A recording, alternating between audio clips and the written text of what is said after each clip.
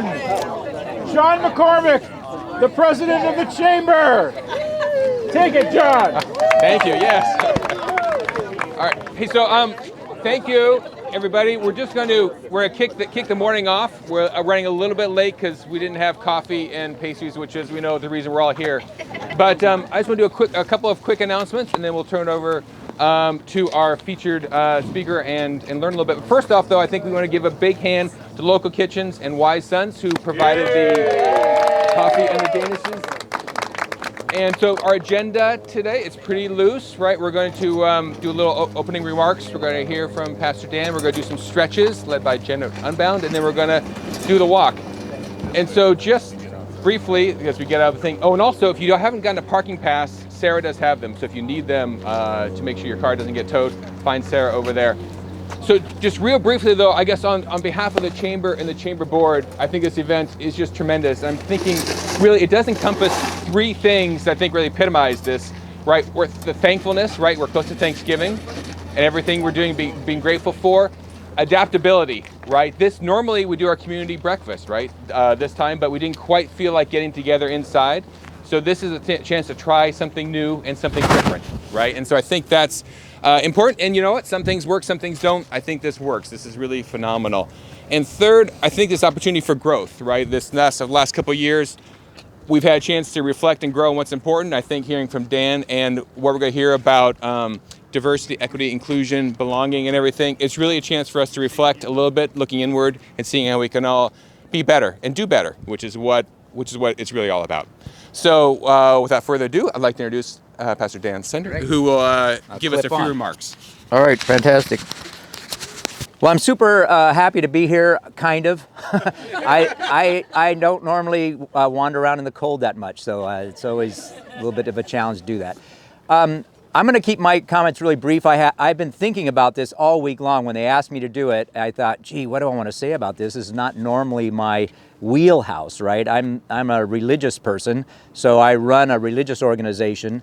I manage what's known as Creekside Commons, and then also do a podcast called Soul Forum. But this last year, I went on sabbatical all summer long in Vermont, and part of the goal of that sabbatical was to try to interview people and to explore with them how their kind of spirituality or the religious life manifests itself outside of religious institutions. You know, how do regular people really try to craft a meaningful life? And so I did a ton of interviews.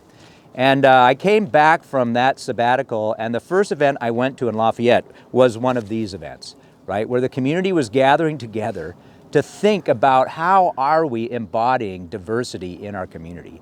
How are we thinking about what it means to be equitable as we think about resource management and distribution? How do we include all voices? And is that the kind of world in which we want to belong? And I thought, what a beautiful expression of the search for human meaning happening right here in Lafayette. And even though I traveled all the way to Vermont to find it, it's taking place right here in Lafayette. And I think how beautiful it is even to see, you know, things like this starting to emerge in our common life together that remind us how important this is. So that's the first thing I wanted to kind of just share, is just my deep appreciation for what it means to be a part of a community that's striving to find language and articulate through both word and deed and actions and integration into your own companies and workplaces and schools and the theater and nonprofits, that we might strive to work more fully to bring this about in our time is pretty awesome. And it's a gift I would want not only for myself, but I'd want for my kids and my grandkids as well, right? The next generation needs to find their way into this more fully. The second thing I wanted to talk about is, obviously Thanksgiving has changed a lot in our household. I don't know about your household, but I remember when I was 7 years old, I loved Thanksgiving at my uncle and aunt's house down in Carlsbad, California. And I loved just coming together around a table with family who was very diverse. I didn't think they were in our gene pool, but clearly they were. But it was all about the food and the consumption, and on the table was always a pilgrim and an Indian living in solidarity together. Because that's the story that I got told when I was younger, right? Well, that's changed. You know, we know our history much better now.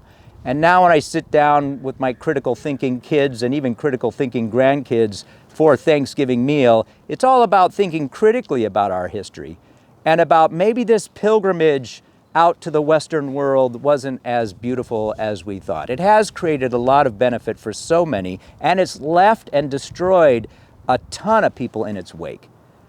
And so we all kind of live with sort of the ache of that in our bones, I think. And so we gather around the table now, we don't have a pilgrim and we don't have an Indian sitting on the table, but we're more aware of what it means to be responsible for the impact we have on each other and how we think about our collective life experience together.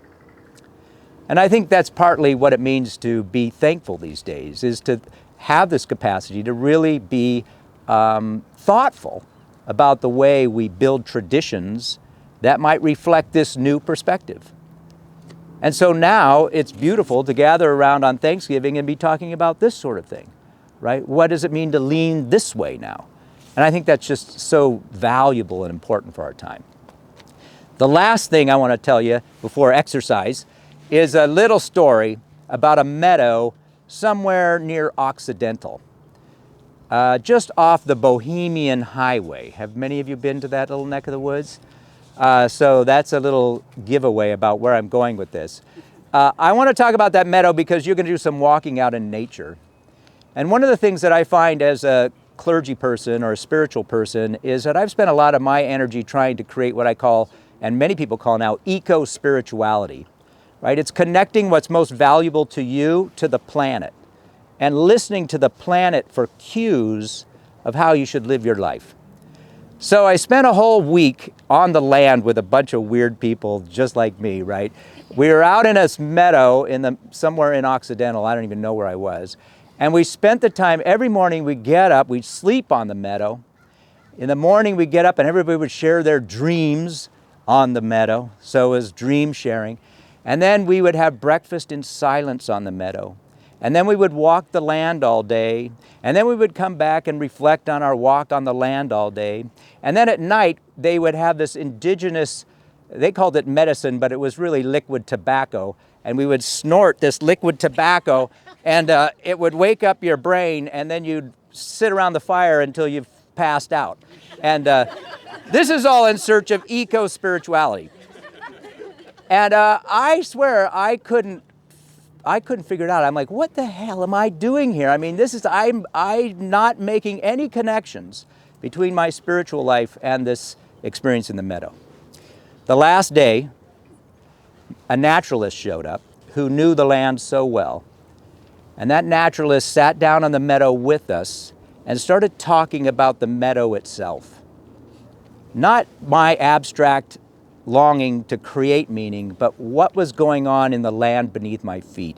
And he began to talk about the amazing degree of diversity that existed for generations before my arrival this week on the meadow, that interconnected the trees and the plants and the birds and the movement beneath the soil.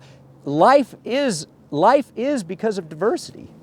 Life does not happen unless diversity is playing together. And if it doesn't play together, it just doesn't happen. That's what sustains you and I, is the diverse capacity of this biosphere to sustain all of us. We need to embrace diversity because that's in our biomes, it's in our physiology, it's in our planet, it's in our oceans. It is reality.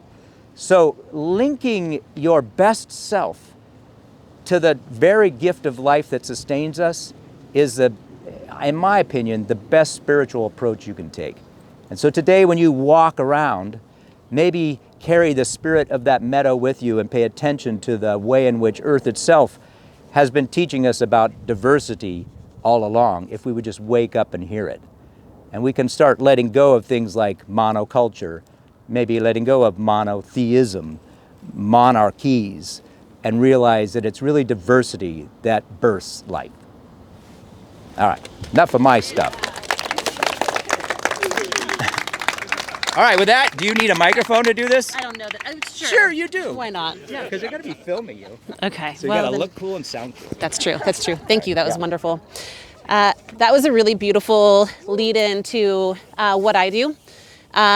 For me, we talk a lot about the diversity of your biome, but then also your human experience. And so my job is creating the opportunity for people to go out and experience their world and their life in different ways that they otherwise don't feel the freedom to do.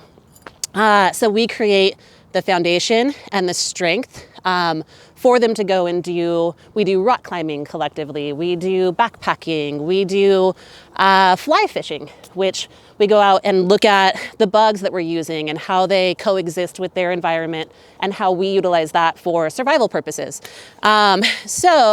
As it relates to this walk today out in nature, my focus is on your posture and your hip health, right? And so we're gonna start at the top. We're gonna put our thumbs down and we're going to circle up and around and back. And I'd like everyone to actually take a nice wide step. Again, creating a nice base for yourself. We're constantly in this kind of narrow stance and we're pitching forward. So think about widening your position in the world. Thumbs down, up and around.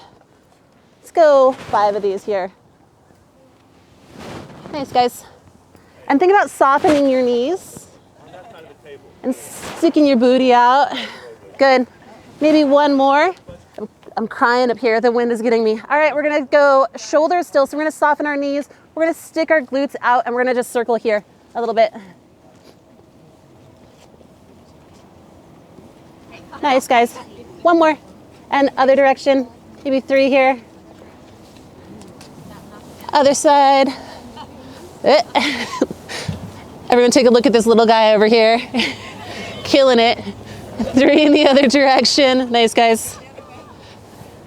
Good. I want you to think about just taking an offset step here and raising your arm up so you're stretching through your ribs. And as you're walking today, I want you to think about driving from the strongest part of your body, the back of your body, and keeping your chest up nice and high as you're kind of pondering all of your gratitude around this beautiful reservoir. All right, down, other side, kind of offset. Doesn't need to be a full lunge. Soften your knees and stretch into your, good, guys. And then kind of going back to that low back consideration. Again, a lot of the time we tend to pitch forward as we're walking. So I want you guys to take a nice wide stance, soften your knees, and shove back on your upper thighs and reach your head away from your hips. Just kind of find some release in your low back there.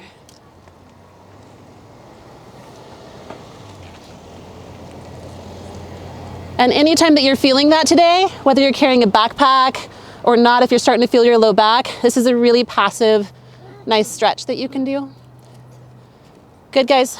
One last thing. We're just gonna go, maybe close your eyes, inhale, breathe up, arms around. Give me like 3 of these here. Up and around. And again, just kind of think about your intention for the day. Think about how you're gonna support each other. One more, up and around. And have a great time walking the reservoir today. Bye, guys. That was lovely. That was